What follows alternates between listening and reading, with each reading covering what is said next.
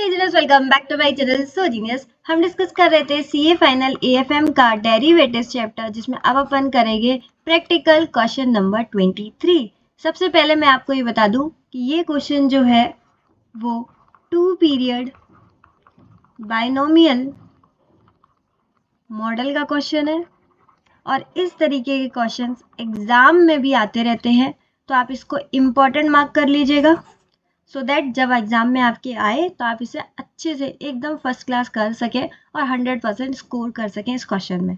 ठीक है, तो चलिए अब क्वेश्चन को रीड करते हैं। Consider a 2-year call option with a strike price of ₹50 on a stock. ठीक है, पहले यहाँ तक पढ़ लेते हैं क्या बोल रहे हैं। बोल रहे हैं 2 ईयर का कॉल ऑप्शन है। कॉल ऑप्शन क्या होता है कि मैं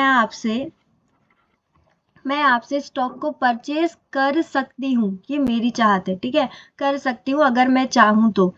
कब की है? 2 साल बाद की, क्योंकि ये कॉल ऑप्शन कब का है? 2 ईयर कॉल ऑप्शन, यानी कि 2 साल बाद मैं चाहूँ तो आपसे स्टॉक परचेज कर सकती हूँ और उसका जो प्राइस है वो आज ही डिसाइड हो जाता है, जिसको अपन बोलते हैं स्ट्राइक प्राइस या फिर एक्सरसाइज प्राइस भी बोल सकते हैं। ठीक है, और वो कितना डिसाइड हुआ है? हमारा 50। इसका मतलब मैं चाहूँ तो आपसे 2 साल बाद स्टॉक खरीद सकती हूँ एट द रेट 50। इस लाइन का मतलब ये है। अब आगे देखते हैं।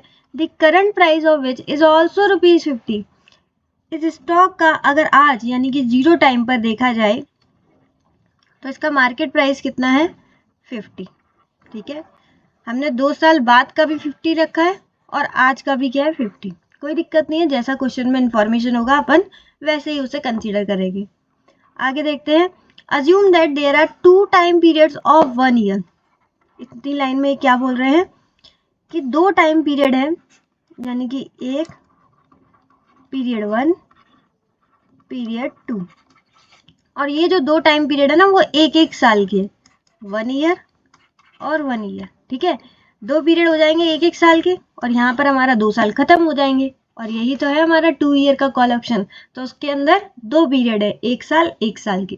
ठीक है, तभी तो मैंने आपको बताया था ये 2 पीरियड बाइनोमियल मॉडल का क्वेश्चन है। एक पीरियड का नहीं है, 2 पीरियड का है, और दोनों पीरियड कितने हैं यहाँ पर? एक साल की। ठीक है, इतना समझ में आता है। आगे देखते हैं। And in each year the stock price can move up और move down by equal percentage of 20%। यहाँ क्या बोल रहे हैं, ध्यान से देखना। ईच ईयर यानी कि फर्स्ट ईयर में भी और सेकेंड ईयर में भी जो हमारा स्टॉक है वो 20% से बढ़ भी सकता है और 20% से घट भी सकता है। ईच ईयर का मतलब पहले साल में भी और दूसरे साल में भी 20% से बढ़ सकता है और 20% से घट भी सकता है। ठीक है, आगे देखते हैं। The risk free interest rate is 6%। इसका मतलब जब भी आपको डिस्काउंटिंग करना रहेगा तो आप इसको यूज कर लेना। ठीक है, कितना? 6% का। आगे देखते हैं। Using binomial option model calculate the probability of price moving up and down. इसका मतलब क्या है कि आपको क्वेश्चन ने बताई है, क्वेश्चन की रिक्वायरमेंट कि आपको कैलकुलेट करना है प्रोबेबिलिटी किस चीज की? प्राइस मूव अप कर जाए या प्राइस मूव डाउन कर जाए, दोनों की आपको प्रोबेबिलिटी कैलकुलेट करनी है। ये है क्वेश्चन की पहली रिक्वायरमेंट। आगे बोल रहे हैं also draw a 2 step binomial tree. Binomial tree की रिक्वायरमेंट है भाई। बाइनोमियल ट्री तो बहुत ही सिंपल होता है, बना देंगे, कोई दिक्कत नहीं है। और आपको पे ऑफ भी कैलकुलेट करने हैं एट ईच नोड। ठीक है, ये सारी चीजें अलग अलग तरीके से आपको बिखरे बिखरे आइटम दे रखे हैं, प्रोबेबिलिटी, बाइनोमियल ट्री, पे ऑफ। लेकिन इस तरीके के क्वेश्चन जब भी आएंगे तो हम उसे स्ट्रक्चर वे में करेंगे। तो मैं आपको एक स्ट्रक्चर सिखा दूंगी इस क्वेश्चन में। तो अगर आपको ये नहीं पता कि 2 पीरियड बाइनोमियल मॉडल का क्वेश्चन कैसे सॉल्व करते हैं, तो इस क्वेश्चन में आपको पूरी तरीके से क्लैरिटी मिल जाएगा कि ये स्ट्रक्चर वाइज आपको सॉल्व करना है, सो दैट इस तरीके के क्वेश्चन आप आसानी से सॉल्व कर सके। तो चलिए फटाफट से कॉपी और पेन निकालते हैं और प्रैक्टिकल क्वेश्चन नंबर 23 को भी आसान बनाते हैं। हाँ जी, तो कॉपी पर फटाफट से लिखते हैं डेरिवेटिव्स का practical question number 23 solution. Solution में अपन की पहली हेडिंग डलेगी 2 पीरियड बाइनोमियल मॉडल। और इस मॉड्यूल को अपन कैसे करेंगे? इसमें अपन टोटल 5 काम करेंगे और उन 5 कामों से आपके क्वेश्चन की जो भी रिक्वायरमेंट्स होगी वो सारी की सारी मीटअप हो जानी है। सो आपको बस इन 5 कामों पे ध्यान देना है। ठीक है, ये लिखना नहीं है, बस आपको याद रखना है कि इस तरीके के क्वेश्चन आए तो आपको एग्जाम में भी सिर्फ 5 काम करने हैं। तो चलिए एक एक करके कदम बढ़ाते हैं। पहला काम है हमारा बाइनोमियल ट्री का, ठीक है, बाइनोमियल ट्री बनाना है। सबसे आसान काम है 5 कामों में। बाइनोमियल ट्री क्या होता है, देखो इसको स्टार्ट करते हैं अपन। आज क्या है, आज मार्केट प्राइस क्या है 50। उसमें लिखा था ना जो करंट मार्केट प्राइस है, स्टॉक का करंट मार्केट प्राइस कितना गिवन था 50, ठीक है। अब एक साल बाद क्या होगा, एक साल बाद ये मूव अप भी हो सकती है और मूव डाउन भी हो सकती है, और अप और डाउन होगी सेम परसेंटेज, दैट इज 20%। अगर अप हो रही है इसका मतलब 50 से बढ़ेगी, तो मूव अप में अपन क्या करते हैं प्लस। तो 50 से अगर 20% बढ़ जाए तो कितनी हो जाएगी 60, और अगर 50 से 20% घट जाए तो कितनी हो जाएगी 40। सिंपल है कि नहीं। आज मार्केट प्राइस 50 है, 20% बढ़ भी सकती है और 20% घट भी सकती है, दोनों सिनेरियो अपन ने लिख दिए। तो ये फर्स्ट ईयर में हो गया काम, एक साल बाद ये हो जाएगा। फिर सेकंड ईयर में क्या होगा, अगर सेकंड ईयर में 60 हो गई, ऐसा ही तो होगा, या तो 60 होगी या तो 40 होगी, तो अपन को एक एक सिनेरियो लेने हैं। अगर फर्स्ट ईयर एंड पे 60 हो गई तो सेकंड ईयर में क्या होगा, सेम चीज, या तो मूव अप कर जाएगी या तो मूव डाउन कर जाएगी। अगर मूव अप करी यानी कि 20% से बढ़ेगा, क्योंकि उन्होंने बोला था सेम परसेंटेज है फर्स्ट ईयर में भी सेकंड ईयर में भी, और अगर मूव डाउन कर गई तो 20% से घट जाएगा। इसका मतलब फर्स्ट ईयर एंड पे अगर प्राइस 60 हो गया तो उसमें 20% ऐड कर दो, तो ये हो गया 72, और अगर 60 हो गया और 20% से घट गया तो कितना हो जाएगा 48। तो ये कब हो गया, जब प्राइस क्या होगा 60 होगा, ठीक है। लेकिन प्राइस 40 भी तो हो सकता है, कुछ भी हो सकता है भाई, हमें क्या पता, प्राइस 40 भी हो सकता है।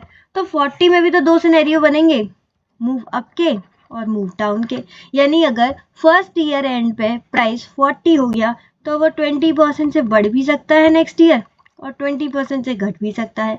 तो 40 में प्लस कर देंगे 20%, ये हो गया 48, और 40 में माइनस कर देंगे 20%, तो ये हो गया 32, ठीक है। समझ में आ रहा है कि नहीं।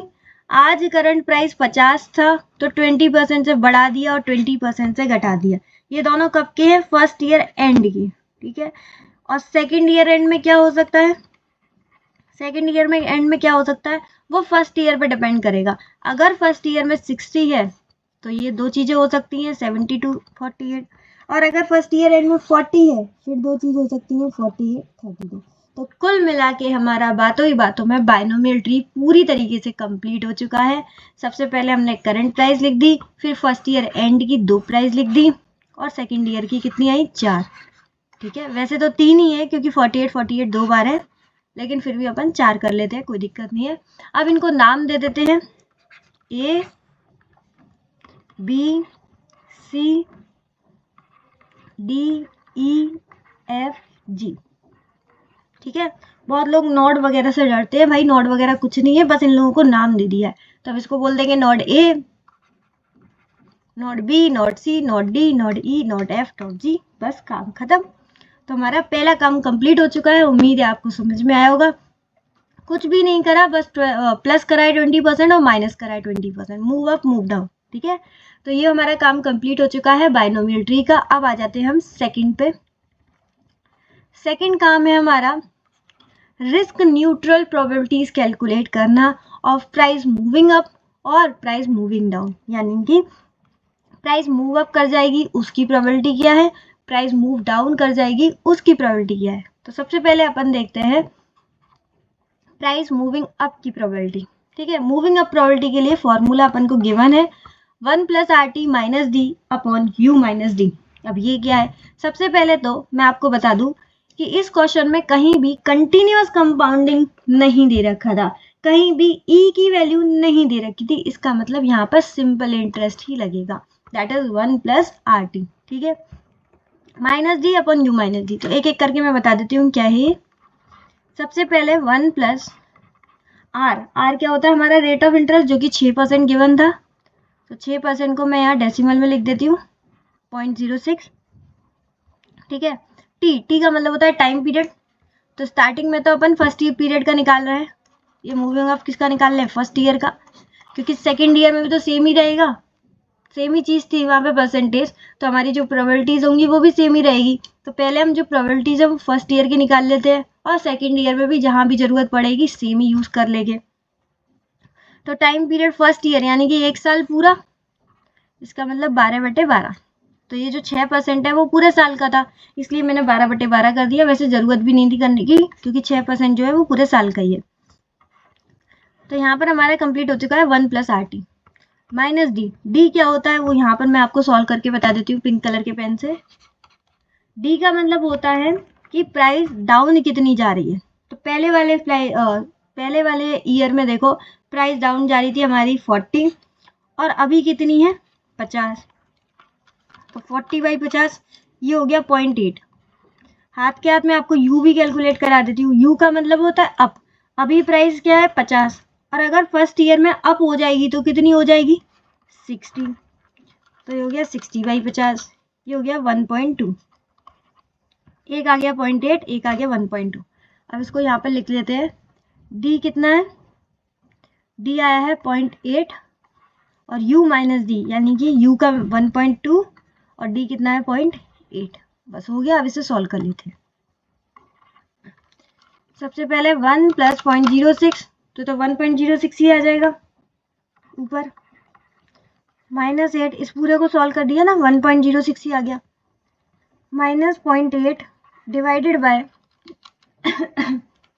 1.2 माइनस 0.8 ये आ गया 0.4। अब पूरा इसे सॉल्व कर लेते हैं। 1.06 माइनस 0.8 ये आ गया 0.26 और नीचे था 0.4, 0.26 डिवाइड बाय 0.4 ये आ गया 0.65। इसका मतलब 65% बोल सकते हैं और 0.65 ये क्या आया था हमारा मूविंग अप की प्रोबेबिलिटी।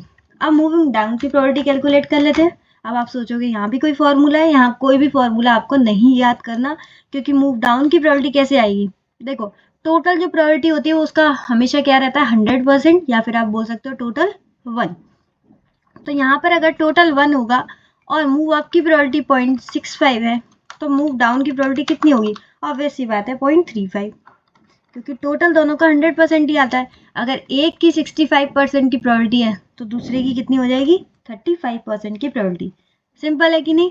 तो यहाँ पर हमारा कंप्लीट होता है मूव डाउन और मूव अप की प्रोबेबिलिटीज। मूव अप की प्रोबेबिलिटीज अपन ने कैसे कैलकुलेट करी, फॉर्मूला से, और मूव डाउन की प्रोबेबिलिटी कैसे करी, सिंपल 1 में से माइनस करके। ठीक है, तो यहाँ पर हमारा कंप्लीट होता है सेकेंड काम। अब आ जाते हैं हमारे थर्ड पर। थर्ड की पहले हेडिंग डालो। यहाँ पर हम क्या क्या कैलकुलेट करने वाले हैं, पे of and expected value of option on each node, her node पे, और वो भी किसके मैच्योरिटी पे। मैच्योरिटी पे आपको याद होगा 4 नोड थे, DEFG, ABCDEFG। ठीक है, फर्स्ट ईयर में था B और C और सेकेंड ईयर एंड में कितना था DEFG। तो यहाँ पर हम मैच्योरिटी की बात कर रहे हैं, मैच्योरिटी यानी कि सेकेंड ईयर एंड की। ठीक है, तो मैच्योरिटी पर अपन पे ऑफ भी कैलकुलेट कर रहे हैं और एक्सपेक्टेड वैल्यू ऑफ ऑप्शन भी कैलकुलेट कर रहे हैं। तो सबसे पहले पे ऑफ। पे ऑफ कैसे कैलकुलेट होता है, सिंपल, यहाँ पर अपन को क्या करना है, मार्केट प्राइस में से स्ट्राइक प्राइस माइनस करना है और हमारा पे ऑफ आ जाएगा। अब मार्केट प्राइस क्या क्या थे, तो आपको मैच्योरिटी पे याद होगा मार्केट प्राइस क्या क्या हो सकते हैं, 72, 48, 48 और 32। याद आया कुछ, DEFG 4 प्राइजेस हो सकते हैं, 72, 48, 48 और 32। और हमारा स्ट्राइक प्राइस क्या है, स्ट्राइक प्राइस तो कांस्टेंट ही रहेगा 50, 50, 50। भाई मार्केट में प्राइस कुछ भी हो, स्ट्राइक प्राइस तो सेम ही रहेगा ना 50, जो हमने पहले ही डिसाइड कर दिया 0 टाइम पर, तो वही है। अब ये बताओ मार्केट में अगर प्राइस 72 पर मिल रहा है, यानी कि कोई भी स्टॉक मार्केट में 72 का मिल रहा है और मैंने एक कॉन्ट्रैक्ट कर रखा है जिससे मुझे वही स्टॉक 50 रुपये में मिल रहा है, तो सीधी बात है ना, यहाँ पर हम ऑप्शन को एक्सरसाइज करेंगे। मैंने कहा था ना मैं चाहूँ तो आपसे खरीद सकती हूँ। तो जैसे ही मैंने मार्केट में ये वाली कंडीशन देखी, मैं फटाफट से पहुंच गई अपने कॉल ऑप्शन को एक्सरसाइज करने के लिए। तो 72 में से 50, मुझे क्या लग रहा है मेरे को कितना मिलने वाला है, 22 रुपीज़ का पे ऑफ। ऐसा क्यों लग रहा है मुझे? क्योंकि अगर मार्केट में प्राइस 72 हो गई तो स्ट्राइक प्राइस तो मेरा 50 ही रहेगा और मुझे 22 रुपए का फायदा हो जाएगा। ठीक है, सेकंड देखते हैं, मार्केट में प्राइस अगर 48 हो जाए और हमारे ऑप्शन में कितनी थी 50, तो भाई हम बेवकूफ है क्या जो मार्केट में नहीं खरीद के आपसे खरीदेंगे? आपसे 50 रुपए में मिल रहा है और मार्केट में वही स्टॉक 48 में मिल रहा है, तो सिंपल सी बात है मार्केट में ही खरीदेंगे, हम कॉल ऑप्शन को एक्सरसाइज नहीं करेंगे। अब कॉल ऑप्शन को एक्सरसाइज ही नहीं करेंगे तो हमारा कोई भी फायदा और नुकसान नहीं होगा। वैसे यहाँ पर फायदा तो होने ही नहीं वाला, 2 रुपए का नुकसान होना है, वो कब होगा? जब हम कॉल ऑप्शन को एक्सरसाइज करेंगे। लेकिन कॉल क्या है? ऑप्शन है। ऑप्शन का मतलब मैं चाहूँ तो खरीद सकती हूँ। तो भाई जब मुझे मार्केट में इस तरीके की कंडीशन दिख रही है तो मैं क्यों ही खरीदूंगी? तो यहाँ पर जब मैं ऑप्शन को एक्सरसाइज नहीं करूंगी तो यहाँ पर मुझे कोई भी लॉस भी नहीं होगा। सेम चीज यहाँ पर भी हो जाएगी, क्योंकि 48 और 50 है, मार्केट में 48 का मिल रहा है तो हम मार्केट से खरीदेंगे, कॉल ऑप्शन को एक्सरसाइज नहीं करेंगे, और कॉल ऑप्शन को एक्सरसाइज नहीं करेंगे तो कोई भी हमारा फायदा नुकसान नहीं होगा।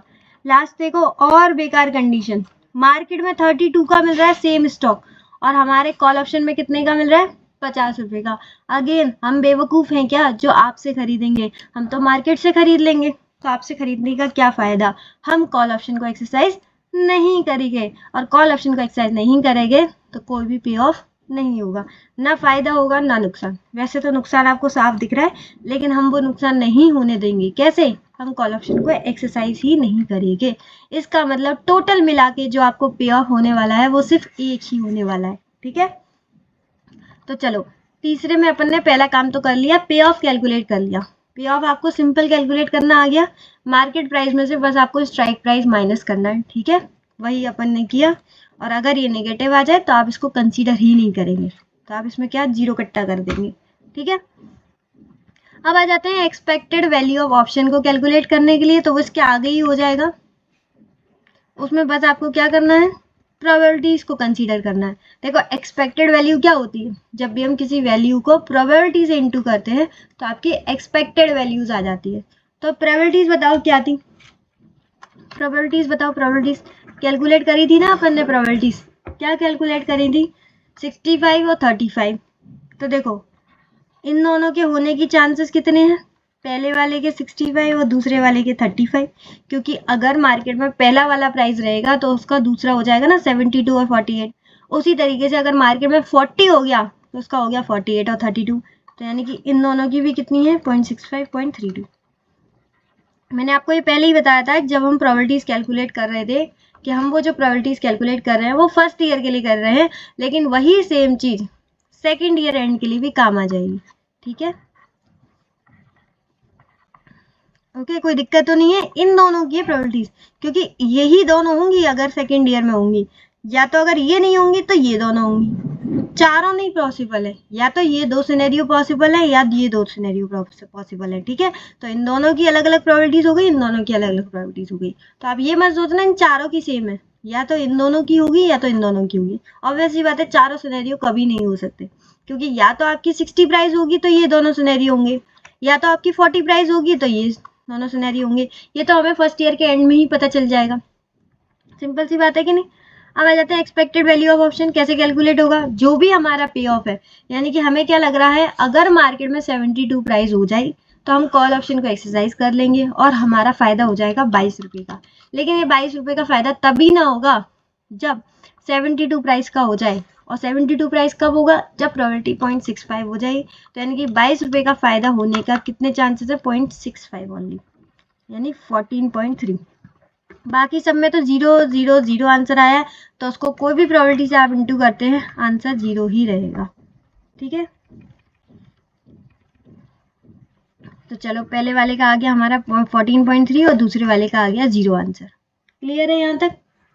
यहाँ पे मैं थोड़ा सा यहाँ पर एक और चीज लिख देती हूँ सो दैट आपको क्लैरिटी मिल जाए। ठीक है, ये जो डी और ई थे ये नॉड बी के थे, और ये जो एफ और जी थे ये नॉड सी के थे। ठीक है, अब आपको कोई दिक्कत नहीं आएगी। अब देखो नॉड बी का हमारा आंसर आ गया 14.3 और नॉड सी का आंसर आ गया हमारा 0। ठीक, ये आ गए एक्सपेक्टेड वैल्यू ऑफ ऑप्शन। ठीक है, सारे ही नॉड के। अब आ जाते हैं अपन चौथे काम पर। ये हमारा वैल्यू ऑफ ऑप्शन है ईच नोड। अगेन हम ईच नोड ले रहे हैं, लेकिन फर्स्ट ईयर में कितने नोड थे? नोड बी और नोड सी। ये बहुत आसान होने वाला है, बहुत आसान होने वाला है, क्योंकि नोड बी और सी के अपन ऑलरेडी कैलकुलेट कर चुके हैं expected value of option at maturity. ये तो हम ऑलरेडी कैलकुलेट कर चुके हैं कि मैच्योरिटी भी क्या होगा। अब हम आ गए हैं बैटरी की, अब हम आ गए हैं फर्स्ट ईयर पे। तो बस इसको क्या करना है, जो मैच्योरिटी वाला है ना उसको इधर लेकर आना है। इधर कैसे लेके आओगे, उसमें से इंटरेस्ट खींच दो। इंटरेस्ट खींच दोगे तो ये मैच्योरिटी वाली जो चीज़ है वो आपकी फर्स्ट ईयर के एंड में आ जाएगी। ठीक है, तो हमें कैलकुलेट तो करना है फर्स्ट ईयर का, लेकिन कैलकुलेट कैसे करेंगे हम? मैच्योरिटी के डेटा से उसको बस इंटरेस्ट पुल कर देंगे। ठीक है, और डिस्काउंटिंग करनी है तो कैसे करेंगे? सिंपल 1+RT, क्योंकि यहाँ पर कंटिन्यूस कंपाउंडिंग तो है नहीं जो आपका ई वाला लगे फॉर्मूला, सिंपल इंटरेस्ट है तो RT वाला लगेगा। तो पहले नोड बी पर आ जाते हैं। नोड बी में हमें क्या मिलने वाला है? Expected value of option. पता है क्या एक्सपेक्टेड वैल्यू ऑफ ऑप्शन अपन को मिल रहा है? 14.3। थोड़ी देर पहले ही अपन ने कैलकुलेट किया था। ठीक है, इसको पुल कर लेते हैं, यानी कि इसमें से इंटरेस्ट खींच लेते हैं, सिंपल इसे डिस्काउंट कर लेते हैं। कितना आएगा? रेट कितना था? 6% का, और टाइम पीरियड वही 12/12। तो 14.3 डिवाइड बाई 1.06, ये आ गया 13.49। ठीक है, नॉट सी के लिए, नॉट सी का अपन को पता है कि expected value of option at maturity, बिल्कुल पता है, 0। तो उसमें आप कुछ भी कर लो वो 0 ही आएगा। 1+RT भी करोगे तो वो 0 ही आएगा। ठीक है, तो नॉट बी का भी आ गया, नॉट सी का भी आ गया। देखो पहले भी अपन ने नॉट बी नॉट सी का कैलकुलेट किया था, लेकिन वो मैच्योरिटी के लिए करा था। ठीक है, अब हमने उसमें से 1 साल का इंटरेस्ट खींच दिया। जो हमारा expected value of option at maturity है उसमें से 1 साल का इंटरेस्ट खींच दिया, तो ये फर्स्ट ईयर का आ गया। ठीक है, बस इतनी ही बात थी। अब आ जाते हैं अपन फिफ्थ वाले पॉइंट पर, जो कि हमारे क्वेश्चन का आखिरी काम, value of option at beginning. अब यहाँ पर बिगिनिंग के लिए निकाल ले। देखो ध्यान से देखना, ये 0 टाइम है, पूरी टाइमलाइन बता देती हूँ आपको। ये 0 टाइम है, ये फर्स्ट ईयर एंड है, और ये सेकेंड ईयर एंड यानी कि हमारी मैच्योरिटी बोल सकते हैं। सेकेंड ईयर एंड भी बोल सकते हो, मैच्योरिटी बोल सकते हो। तो पहले हमने यहाँ के एक्सपेक्टेड वैल्यू ऑफ ऑप्शन निकाले और उसको हमने यहाँ पर पुल कर दिया इंटरेस्ट से। यहाँ पर पुल कर दिया तो क्या हो गया? जैसे हमने यहाँ पर एक्सपेक्टेड वैल्यू ऑफ ऑप्शन निकाले और यहाँ पर इससे पुल कर दिया, यानी कि इंटरेस्ट को पुल करना मतलब डिस्काउंटिंग करना, तो हम फर्स्ट ईयर एंड पे पहुंच गए। अब फर्स्ट ईयर एंड से अपन को 0 टाइम पर आना है। देखो value of option at beginning निकालना है। इसका मतलब यहाँ पर नोड कौन से थे? बी और सी। यहाँ पर कौन से थे? डी ई एफ जी। ये सब हमने बाइनोमियल ट्री में देख लिया था। और यहाँ पर 0 टाइम पर कितना था? सिर्फ और सिर्फ नोड ए। ऐसे ही अपन ने बाइनोमियल ट्री बनाया था, A B C D E F G H, है ना। तो ये वाले का काम हमने पूरा कर लिया, ये वाला काम पूरा कर लिया। अब नोड ए का काम करना है फाइनली, और हमारा क्वेश्चन कंप्लीट हो जाता है। तो लिखना heading value of option at beginning, यानी कि नोड ए। तो हम कैसे कैलकुलेट करते हैं? पहले एक्सपेक्टेड वैल्यू ऑफ ऑप्शन निकालते हैं और उसको फिर डिस्काउंट कर लेते हैं, इंटरेस्ट उसका पुल कर लेते हैं, और हमारा आ जाता है वैल्यू ऑफ ऑप्शन। ठीक है, अब हम किसके लिए कैलकुलेट कर रहे हैं? नोड ए के लिए, क्योंकि 0 टाइम पे तो बिगनिंग में हमारा नोड ए ही था। नोड ए में क्या क्या दो थे? नोड बी और नोड सी। दोनों के अपन को वैल्यू ऑफ ऑप्शन पता है। नोड बी का कैलकुलेट होकर आया था 13.49 और नोड सी का कैलकुलेट हुआ था 0। इन दोनों की प्रोबेबिलिटीज क्या है? 65% और 35%। ये हम ऑलरेडी कैलकुलेट कर चुके थे। इसका मैं बता रही थी आपको कि मैंने जो मूव अप प्रोबेबिलिटी और मूव डाउन प्रोबेबिलिटी कैलकुलेट किया था वो फर्स्ट ईयर के लिए कैलकुलेट किया था। ठीक है, और ये सेम प्रोबेबिलिटीज अपन ने सेकेंड ईयर में भी यूज़ कर ली थी, क्योंकि वहाँ पे जो परसेंटेज है वो सेम ही रहेगा, तो प्रोबेबिलिटीज भी सेम ही रहेगी। ठीक है, अब किसी भी वैल्यू को अपन प्रोबेबिलिटी से इंटू करते हैं तो क्या आ जाती है? Expected value. तो यहाँ पर आ जाएगा expected value of option. Note B का देखते हैं, 13.49 इंटू 0.65, ये आ गया 8.7685, और यहाँ पर 0 का इंटू करोगे तो 0 ही आ जाएगा। ठीक है, तो टोटल कर लेते हैं 8.7685। अब हमारा एक्सपेक्टेड वैल्यू ऑफ ऑप्शन आ गया 8.7685। इसको बस डिस्काउंट कर लो। डिस्काउंट हमारा किससे होगा? वही 1+RT। आर क्या था हमारा? 0.06। टी क्या था हमारा? 12/12। तो ये जाएगा 8.7685 डिवाइडेड बाय 1.06, तो डिवाइड कर दो 1.06 से, ये आ गया 8.272। ठीक है, तो ये हमारा फाइनल आंसर आ गया value of option at beginning. कैसे निकलता है value of option at beginning? Simple, आपको एक्सपेक्टेड वैल्यू ऑफ ऑप्शन देखना है, जैसे कि अपन ने ये देखा। कब का देखना है? 1 साल पहले का, क्योंकि हम बिगनिंग में थे तो हम 1 साल के देख लिए अपन ने एक्सपेक्टेड वैल्यू ऑफ ऑप्शन। उसका इंटरेस्ट खींच लोगे तो फिर वो आज का आ जाएगा। ठीक है, तो ये आ गया हमारा value of option at beginning. कितना आया? 8.272, और यही हो गया हमारा फाइनल आंसर। तो यहाँ पर हमारे पांचों काम कंप्लीट होते हैं। और अगर आप अब देखो तो हमारे क्वेश्चन की जितनी भी रिक्वायरमेंट्स थी, जैसे पे ऑफ देखो हमने यहाँ कैलकुलेट कर लिया, प्रोबेबिलिटीज हमने यहाँ कैलकुलेट कर ली, बायनोमियल ट्री हमने यहाँ कैलकुलेट कर ली, प्राइसेस हमने सारी कैलकुलेट कर ली, तो कोई भी दिक्कत नहीं है। ठीक है, तो बस जब भी 2 पीरियड बायनोमियल क्वेश्चन आए तो आपको बस ये 5 काम कर लेने हैं, आपके क्वेश्चन की सारी रिक्वायरमेंट मीटअप हो जाएंगी, जैसे कि मैंने आपको यहाँ पर दिखाया। ठीक है, फटाफट एक बार रिव्यू देख लेते हैं इसका। पहले हमने बायनोमियल ट्री बनाया। बायनोमियल ट्री कहाँ से शुरुआत होता है? जो भी हमारी करंट प्राइस होती है। फिर आप देख लो मूव अप कितना परसेंटेज है, मूव डाउन कितना परसेंटेज है, वही हमने किया और हमारा बायनोमियल ट्री बन गया। उसके बाद हमने रिस्क न्यूट्रल प्रोबेबिलिटीज कैलकुलेट करी।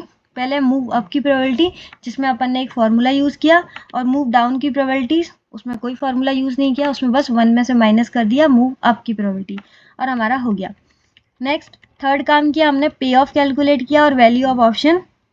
ध्यान देना, ये मैच्योरिटी का कैलकुलेट किया है, और मैच्योरिटी पे हमारे 4 थे, DEFG 4 नोट थे, और चारों नोट के अपन ने पहले पे ऑफ कैलकुलेट कर ले, और फिर चारों की अपन ने प्रोबेबिलिटी से इनटू किया, तो एक्सपेक्टेड वैल्यू ऑफ ऑप्शन आ गया। यहाँ पर बस ये ध्यान देना है कि या तो ये 2 सिनेरियो होंगे या तो ये 2 सिनेरियो होंगे, इसलिए इस तरीके से प्रोबेबिलिटीज यूज की गई हैं। बहुत लोग सोचेंगे इन चारों का टोटल 1 आना चाहिए। भाई चारों का टोटल 1 आ ही नहीं सकता, क्योंकि चारों कभी सिनेरियो हो ही नहीं सकते।